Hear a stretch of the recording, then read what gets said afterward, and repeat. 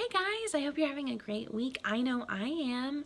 This week we've been celebrating Dr. Seuss, and that's super fun, and I'm getting to dress up and just talk about our favorite characters.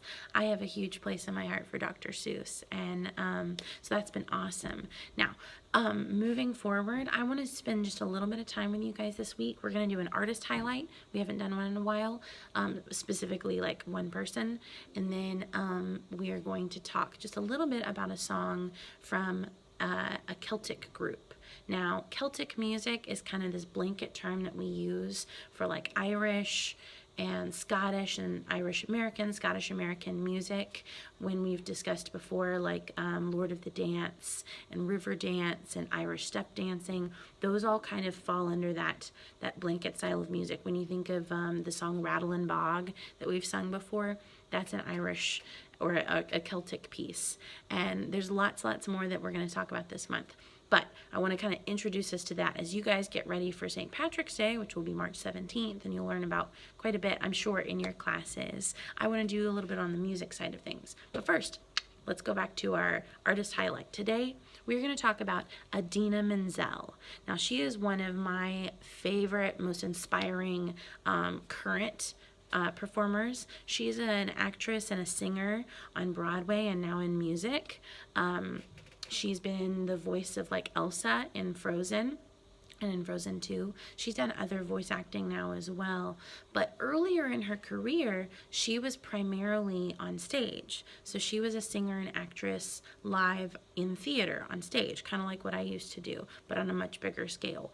And so Miss Idina Menzel, when she was around my age, she got really popular with certain Broadway shows. And they started to work on producing one that's like a prequel, so a story before the story of The Wizard of Oz. Now, some of you may know The Wizard of Oz, some of you may not, and that's fine. But Wicked is the story that we're talking about today. And that's what most of us think of when we think of Idina Menzel, at least people my age and older. She got famous because she played the character of Elphaba, or the Wicked Witch of the West, kind of before she went bad, kind of a thing, which is fun. And the story itself for Broadway, the play did really well, and it ran for years and years. Now it tours pre-pandemic and hopefully after the pandemic, and a lot of really famous performers were involved in that original production, and she did it for years and years.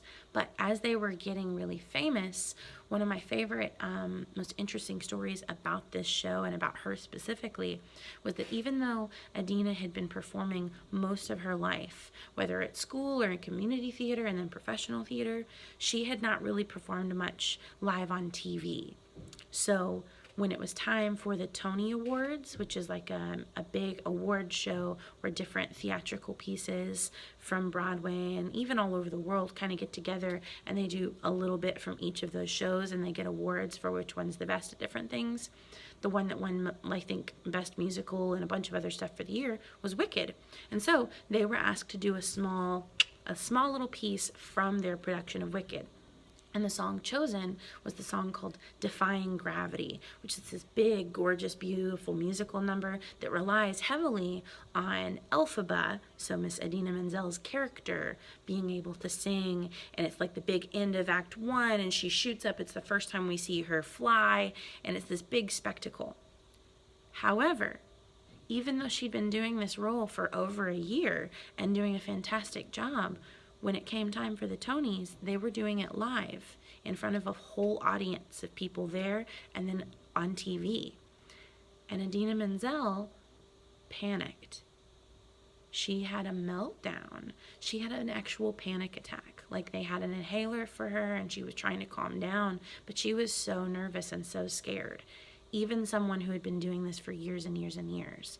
And so it was time for her to sing her big number, and they were trying to decide if they needed to stop and cancel and cut it. And then her best friend at the time, who was also playing opposite her in the role of Galinda, Kristen Chenoweth, was standing there holding her hand, and she was saying, "You don't have to do this. We'll cancel. We'll stop." And Idina, as she was trying to calm down and breathe, said, "No, we need to do this. I have to defy this," which is the song Defying Gravity. So what you're about to watch is this actual performance that happened right after that moment. And so you'll notice that Kristen Chenoweth, that actress, is holding her hand of Idina Menzel because she was panicking. They weren't sure if she was going to be able to make it through the number. And you'll notice that her breathing is really, really sharp. She's like gasping for air as she's singing. And slowly she kind of calms herself down and she gets into it, and she does it, and it's beautiful. But you can notice in her eyes she looks almost wild and tearful. And some of that is acting because it fits the moment. But a huge part of that, and in the breath control, it was because she was scared. I don't know if you've ever been scared to perform or do something, but stage fright is the most common fear. Public speaking, stage fright is the most common fear of adults in the entire world.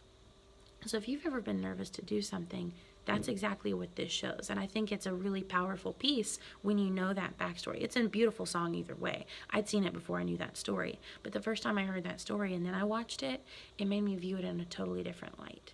So I hope you enjoy watching Defying Gravity.